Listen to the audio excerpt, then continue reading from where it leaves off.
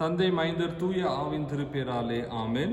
இந்த வழிபாட்டுக்கு வந்திருக்கின்ற உங்கள் யாவரையும் ஆண்டவராக இயேசு கிறிஸ்து திருப்பேரிலே வாழ்த்தி வரவேற்கின்றேன்.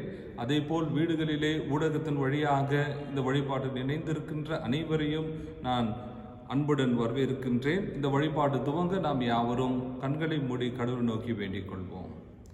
அன்பு நிறைந்த நல்ல கர்த்தாவே, இந்த வாரத்தின் முதல் நாளிலும் நாங்கள் உம்மை வழிபடுவதற்கு நீர் எங்களை அழைத்து வந்திருக்கின்றீர்.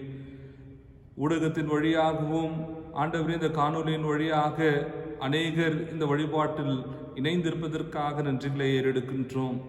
ஆண்டவரே, மீண்டுமாக கொரோனா தொற்று 2ஆம் அலை அதிகரித்திருப்பு நிமித்தமாக திருச்சபை வழிபாடுகள் தற்போது நிறுத்தப்பட்டிருக்கிறது.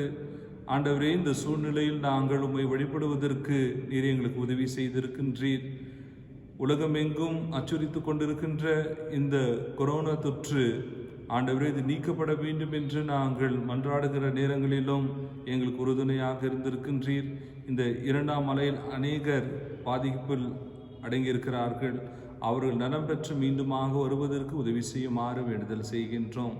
தொடர்ந்து இந்த வழிபாட்டில் நாங்கள் பாடுகிற பாடல்கள், வாசிக்கும் திருமறை பகுதி, கேட்கும் அருளுரை, ஏறெடுக்கும் மன்றாட்டிலும் உம்முடைய அருட்சமூகம் இருக்கட்டும்.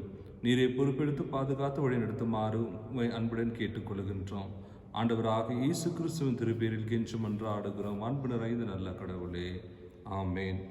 கடவுளை போற்றும் வண்ணமாகவும் இந்த வழிபாட்டுக்கு ஆரம்பமாக நாம் யாவரும் சேர்ந்து கிறிஸ்துவ கீர்த்தனைகளிலே 167ஆம் பாடல் எண் 167, நம்பி வந்தேன் மேசியா நான் நம்பி வந்தேன் என்ற பாடலை பாடுவோம்.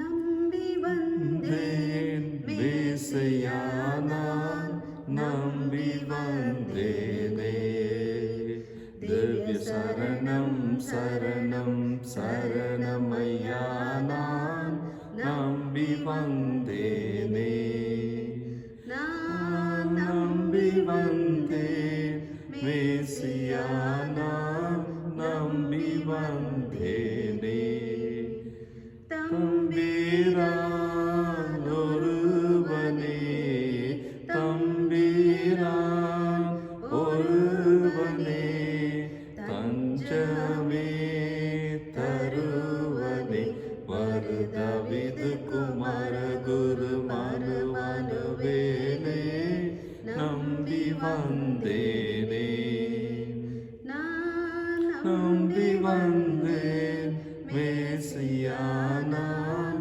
நம்பி வந்தேனே, நின் பாத தரிசனம் நின் பாத தரிசனம் அன்பான கரிசனம் நித நித சரி தொழுவது திதமென உறுதியில் நம்பி வந்தேனே, நான் நம்பி வந்தேன் மேசியா நான் நம்பி வந்தேனே, நாதனே கிருபைக்கு நாதனே கிருபைக்கு வேதனை சிறுமைத்தி அதிநலமிகு உனதிரு திருவடி அருளே நம்பி வந்தேனே, நான் நம்பி வந்தேன் மேசியா நான் நம்பி வந்தேனே, பாவியில் பாவியே பாவியில் பாவியே கோவியில் கோவியே கனபரிவுடன் அருள் புரி அகல விடாதே நம்பி வந்தேனே, நான் நம்பி வந்தேன் மேசியா நான் நம்பி வந்தேனே, ஆதியோ லோலமே ஆதியோ லோலமே பாதுகாலமே உனத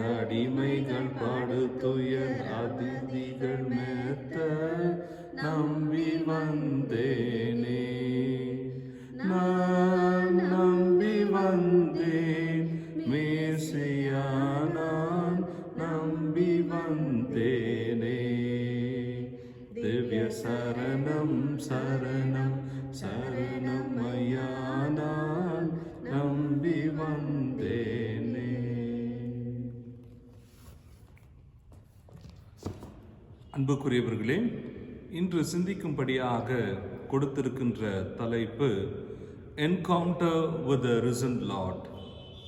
உயிர்த்தெழுந்த ஆண்டவரை சந்தித்தல் அல்லது நேர்படுதல். சென்ற வாரம்தான் நாம் உயிர்த்தெழுந்த திருநாளை அனுசரித்து வந்தோம். ஆண்டவராக இயேசு கிறிஸ்து உயிர்த்தெழுந்திருக்கின்றார். அவர் தாம் உயிர்த்தெழுந்ததை செய்தியை தேவதூதர்களின் வழியாகவும் அறிவித்திருக்கின்றார். சீடர்களும் ஒரு சில பேர் இயேசு கிறிஸ்துவை பார்த்திருக்கிறார்கள். பார்த்து மற்ற சீடர்களிடத்தில் போய் பகிர்ந்து கொள்ளும்போது அவர்களால் ஏற்றுக்கொள்ள முடியவில்லை. ஒரு சில பேர் இயேசு கிறிஸ்துவை நேரடியாக சந்திக்க வேண்டும் என்று சொன்னார்கள். அப்படிப்பட்ட சூழ்நிலையில்தான் தோமாவும் ஆண்டவராக இயேசு கிறிஸ்து சீடர்களை சந்திப்பதற்காக அவர் வரும்போதும் அந்த நேரத்தில் தோமா அந்த இடத்தில் இல்லை. ஆனால் இயேசு கிறிஸ்து வந்து அவர்களை சந்தித்ததை அறிவித்த போது அவர் ஒரு நிபந்தனை வைக்கின்றார். எந்த கோரிக்கை என்று பார்த்தால், நான் ஆண்டவராக இயேசு கிறிஸ்துவை நேரடியாக சந்திக்க வேண்டும். சந்தித்த பிறகு அவருக்கு ஏற்பட்டிருக்கின்ற காயங்களை நான் பார்த்து என்னுடைய கையின் விரலால் அதை தொட்டு நான் பார்க்க வேண்டும் என்று சொல்லி அவர் அவருடைய மற்ற சீடர்களிடத்தில் பகிர்ந்து கொண்டார் என்று சொல்லப்பட்டிருக்கிறது. இதைதான் இந்த வாரம் நாம் தியானிக்க இருக்கின்றோம். அதற்கு முன்பதாக 3 திருமறைகள் நமக்கு கொடுக்கப்பட்டிருக்கிறது. அந்த 3 திருமறை பகுதிகளிலிருந்து ஆதியாகமம் 32ஆம் அதிகாரம் வசனங்கள் 22 துவங்கி 32 வரை, அப்போஸ்தலர் நடபடிகள் 9ஆம் அதிகாரம் வசனம் 1 18 வரை, யோவான் 20ஆம் அதிகாரம் 24 29 வசனங்கள் வரை, இந்த 3 திருமறை பகுதியை படித்து பார்க்கும்போது 3 நபர்களுடைய உருமாற்றத்தை நம்மால் புரிந்து கொள்ள முடிகிறது. ஆண்டவராகிய கடவுள் திருமறையில் அநேக மக்களை சந்தித்திருக்கின்றார். அப்படி அந்த சந்திப்புக்கு பிறகு அவருடைய வாழ்க்கை மாற்றம் பெற்றிருக்கிறது. வெறும் வாழ்க்கை மற்றும் அல்ல, அந்த சமுதாயங்களே மாற்றத்துக்குள்ளாக அவர்கள் வழிநடத்தப்பட்டிருக்கிறார்கள் என்று சொல்லப்பட்டிருக்கிறது. ஆதியாகமம் 33ஆம் அதிகாரத்தில் முற்பிதாக்கள் என்று அழைக்கப்படுகின்ற யாக்கோபு ஆண்டவராகிய கடவுளோடு இரவு முழுவதும் பெனியல் இடத்தில் போராடுகின்றார். அந்த போராட்டத்தில் அவருடைய பெயர் இஸ்ரவேலாக மாற்றப்பட்டிருக்கிறது. யாக்கோபு என்று சொல்லும்போது உங்களுக்கு தெரியும், அதனுடைய பெயர் எத்தன் அல்லது ஏமாற்றுக்காரன் என்று சொல்லப்பட்டிருக்கிறது. தன்னுடைய வாழ்க்கையில் ஏமாற்றத்தின் வழியாக அல்லது பிறரை ஏமாற்றி வாழ வேண்டும் என்று அவருக்கு ஒரு கலையாக இருந்தது. அந்த வாழ்க்கையின் சித்தாந்தத்தை அவர் பயன்படுத்தி வருகின்றார். அந்த உரிமை சொத்தை பெறுவதற்காக அவர் தன்னுடைய தகப்பனையும் சகோதரனையும் ஏமாற்றுகிறார். பிறகு அவர் தன்னுடைய மாமா லாபானுடைய வீட்டுக்கு சென்று அங்கே 7, 14, 21 ஆண்டுகள் வேலை செய்த பிறகு அவர் சந்ததியாக மீண்டுமாக வருகிறார். பிறகு தன்னுடைய சகோதரன் ஏசாவை மேற்கொள்ள வேண்டும் என்று நினைக்கும் போது அவருக்கு வெகுமதி கொடுத்தாவது அவருடைய சினத்தை நான் தணிக்க வேண்டும் என்று நினைக்கின்றார். அப்படி அந்த பொருட்களை கொடுப்பதும் வெகுமதியை கொடுப்பதும், அப்படி கொடுக்கும்போது ஒருவரை மாற்ற முடியும் என்று நினைக்கும் போது ஆண்டவராக கடவுள் யாக்கோபுடைய வாழ்க்கையில் குறுக்கிடுகின்றார். அவர் குறுக்கிடும்போது சொல்லுகின்ற காரியம் என்னவென்றால், முழுமையான மனமாற்றம் அடையாமல் நம்மால் சகோதர உறவுகளை புரிந்து கொள்ள முடியாது அல்லது அந்த ஒப்புரவாகுதலை ஏற்படுத்த முடியாது என்று நினைக்கின்ற நேரத்தில் யாக்கோபை அங்கு கடவுள் இஸ்ரவேலாக மாற்றுகின்றார். இஸ்ரேல் என்று சொல்லும்போது கடவுளோடு மனிதனோடு போராடி கொண்டு பெற்றுகின்ற அந்த அனுபவத்தை அது பெனியலின் அனுபவத்தை அவர் பகிர்ந்து கொள்ளுகின்றார். அங்கு யாக்கோபு முற்றிலுமாக மாற்றப்பட்ட புதிய மனிதனாக அவர் உருவெடுக்கின்றார். இரண்டாவதாக நிருபப்பாடத்தில் அப்போஸ்தலனாகிய பவுல், அவர் உங்கள் அனைவருக்கும் தெரியும், கிறிஸ்துவை விசுவாசிக்கிறவர்களை துன்புறுத்தி கொண்டிருந்தார். குறிப்பாக ஆண்டவராக இயேசு கிறிஸ்துவின் உயிர்த்தெழுதலுக்கு பிறகு அவருடைய சீடர்கள் நேரடியாக தைரியமாக வந்து எல்லா இடங்களுக்கும் சென்று இயேசு கிறிஸ்துவை பற்றி அறிவித்தார்கள். அப்படி அறிவிக்கும் போது அங்கு ரோம அதிகாரிகளும் இருந்தார்கள், யூத தலைவர்களும் இருந்தார்கள். அவர்களுக்கு பயப்படாமல் நேரடியாக சென்று பல பட்டணங்களிலும் பொது இடங்களிலும் மற்ற கிராமங்களுக்கும் சென்று இயேசு கிறிஸ்துவை அறிவித்திருக்கிற போது பவுல் அவர்களை சிறைப்பிடித்து கொண்டு துன்புறுத்தி கொண்டிருந்தார். தமஸ்கு வழியாக போகும்போது கடவுள் சவுலை சந்திக்கின்றார். அப்படி அந்த சந்தித்தல் தன்னுடைய வாழ்க்கையை தலைகீழாக மாற்றியது. அப்போஸ்தலனாகிய பவுலாக மாற்றப்படுகின்றார். ஒரு துன்புறுத்து கொண்டிருக்கின்ற பவுல் கிறிஸ்துவை சுமக்கின்ற ஒரு நற்செய்தியின் ஊழியராக மாறுகின்றார். The persecutor has become the propagator of gospel. நற்செய்தி அறிவிக்கிறவராக மாற்றப்படுகின்றார். பழைய ஏற்பாட்டில் பார்க்கும்போது the deceiver or a cheater Jacob, his life was transformed to an honest person. ஒரு உண்மையான மனிதனாக மாற்றப்பெறுவதற்கு கடவுள் உதவி செய்திருக்கின்றார். இங்கே நற்செய்தியை சுமப்பதற்காகவும் இயேசு கிறிஸ்துவை அறிவிப்பதற்காகவும் பவுல் அந்த இடத்தில் மாற்றம் பெற்று தன்னுடைய பார்வை இழந்தவராக இருந்து ஒரு புதிய தரிசனத்தோடு அவர் புதிய மனிதனாக பல இடங்களுக்கு சென்று குறிப்பாக புறையின மக்கள். So he was the champion of the Gentiles. Paul had visited to different countries, particularly people who are Gentiles, who are not Jewish people.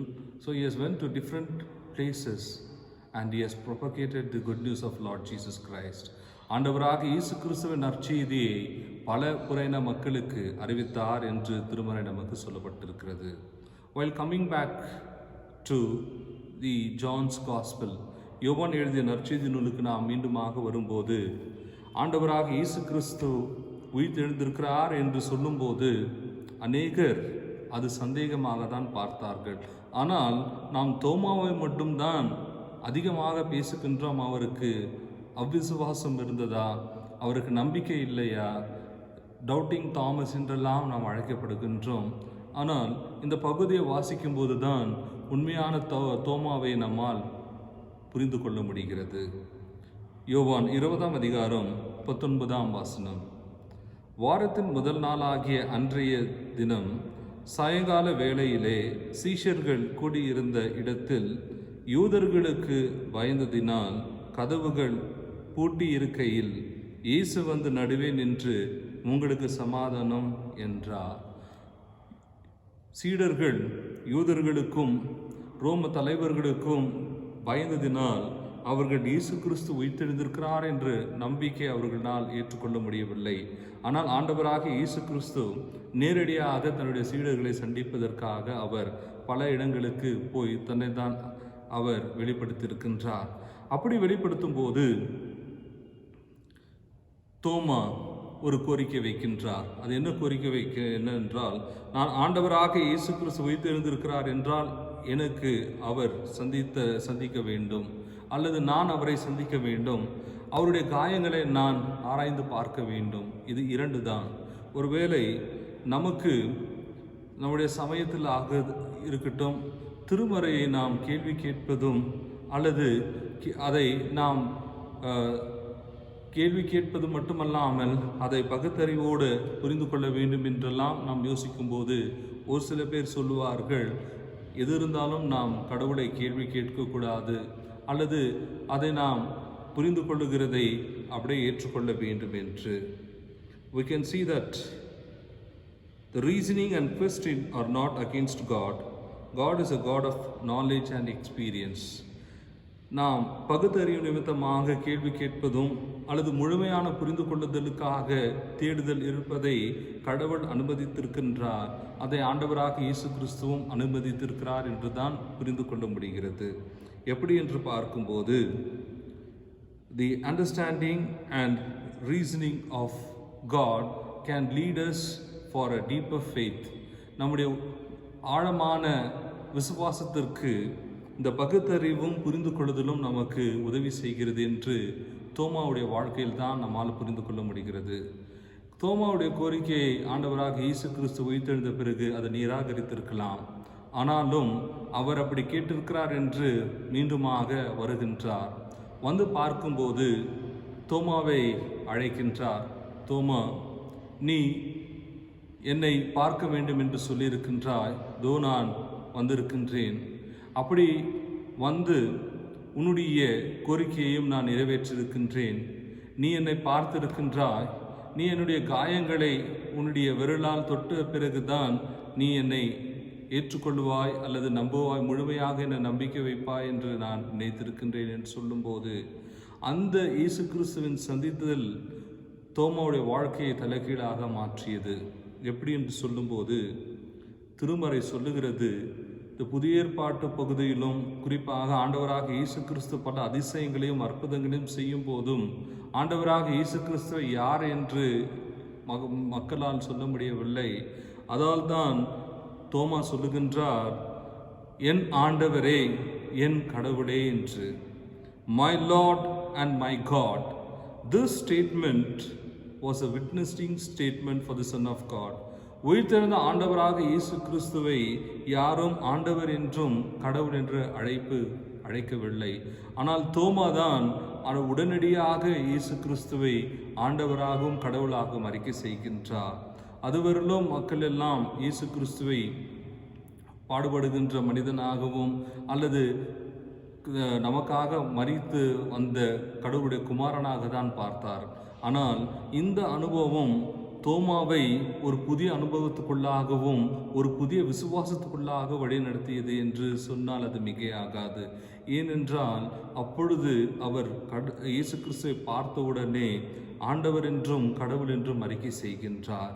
பிறகு ஆண்டவராக இயேசு கிறிஸ்து மற்றொரு காரியத்தை தோமாவிடத்தில் பகிர்ந்து கொள்ளுகிறார். என்னவென்றால், நீ கண்டு என்னை விசுவாசித்திருக்கிறாய், ஆனால் காணாமல் இருக்கிறவர் விசுவாசிக்கிறவர்கள் பாக்கியவான்கள் என்று சொல்லும்போது, அப்போஸ்தலனாகிய பவுல் அந்த இடத்தில் இயேசு கிறிஸ்துவை அவர் பார்த்ததும் இல்லை, அவரை பற்றி வெறும் கேள்விப்பட்டிருக்கின்றார். அதை காட்டிலும் அதிகமான ஊழியங்களை செய்திருக்கிறார். இந்த 12 சீடர்களை காட்டிலும் அவர்களுக்கு நிகராகவும் செய்திருக்கின்றார். இந்த நேரத்தில் தோமா நமக்கு கற்றுத்தருகிறது என்னவென்றால், நம்முடைய உறுதியான விசுவாசத்தில் பகுத்தறிவும் புரிந்து கொள்ளுதலுக்காக தேடுதல் இருக்கும்போது கடவுள் அதை ஏற்றுக்கொள்ளுகிறவராக இருக்கின்றார். ஆண்டவராக இயேசு கிறிஸ்து அதை நிராகரிக்கவில்லை, அதை ஏற்றுக்கொண்டு மீண்டுமாக அந்த அனுபவத்தின் வழியாக அவரை உறுதிப்படுத்துகின்றார். அப்படி அதை உறுதிப்படுத்தும் போதுதான் நமக்கு தெரிகிறது தோமா ஆசியா நாட்டுக்கு வந்திருக்கிறார் என்று. வரலாறு சொல்லுகிறது, அவர் கேரளா பகுதியிலும் தமிழ்நாடு பகுதியிலும் அதிகமான ஊழியங்களை செய்தார் என்று. தோமா 7 திருச்சபை, பிறகு 8வது திருச்சபை அது பாதியிலே நின்று விட்டிருக்கிறது. அறப்பள்ளி என்று சொல்லுவார்கள். அது கன்னியாகுமரி பகுதியில் இருக்கின்ற இடத்தில் இன்றைக்கும் தோமா காலத்தில் கட்டப்பட்டிருக்கின்ற திருச்சபைகள் இன்றைக்கும் இருக்கிறது. அவர் சென்னைக்கு வந்து அங்கு சென்ட் தாமஸ் அந்த இடத்தில் அவர் இறந்திருக்கிறார் என்று சொல்லப்பட்டிருக்கிறது. குறிப்பாக தோமாவை நாம் அதிகமாக பேசும்போது அவர் அவநம்பிக்கை உடையவராக இருக்கின்றார், விசுவாசம் இல்லாதவராக இருக்கின்றார், டவுட்டிங் தாமஸ் என்றெல்லாம் சொல்லுகின்றோம். ஆனால் அவர் செய்திருக்கின்ற காரியத்தை பார்க்கும்போது ஆண்டவராக இயேசு கிறிஸ்துவை இன்னும் முழுமையாக புரிந்து கொண்டு மற்றொரு படிநிலைக்கும் நம்மை அழைத்து செல்லுகின்றார். இவர் வெறும் ஆண்டவர் மட்டுமல்ல, நம்ம கடவுளாக இருக்கிறார் என்றும் சொல்லும் அறிக்கை செய்கின்றார். இந்த 3 திருமறை பகுதியில் பார்க்கும்போது கடவுளால் சந்திக்கப்பட்ட மனிதர்கள் அவர்கள் அப்படியே இருக்க மாட்டார்கள், ஒரு புதிய மனிதராகவும் உருமாற்றம் பெற்றவர்களாக இருக்கிறார்கள் என்று நம்மால் புரிந்து கொண்டிருக்கிறது. பழைய பாட்டு பகுதியில் யாக்கோபு எத்தனாக இருக்கிறவர், அவர் ஒரு நல்ல மனிதனாக உருமாற்றம் பெறுகின்றார். அடுத்து அப்போஸ்தலனாகிய பவுல் துன்புறுத்து கொண்டிருந்த காலத்தில் ஆண்டவராக இயேசு கிறிஸ்துவை சந்திக்கும் போது நற்செய்தியை ஏந்தி செல்லுகின்ற ஒரு நல்ல சீடராக மாறுகின்றார். தோமா, அவரை நாம் சொல்லும்போது ஒரு முழுமையான சீடனாக அவர் இயேசு கிறிஸ்துவை சந்திக்கும் போது அவரை